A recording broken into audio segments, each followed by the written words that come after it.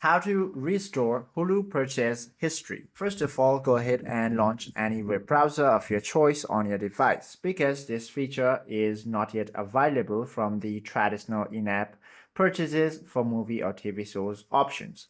But you can use the web browser from your mobile device or the desktop itself.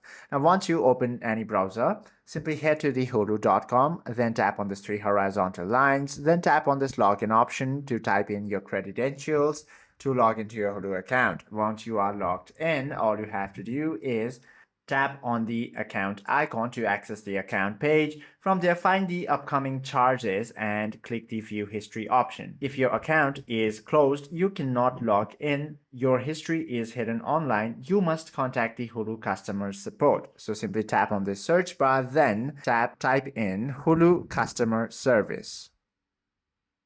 Now, once you find the official site, go ahead and tap on this. From here, you can proceed to fix that problem on your account by simply tapping on this account and billing option, then issue a ticket regarding not being able to log into your account. Hope this video helps you out a lot. If you have any questions or queries, please do comment down below.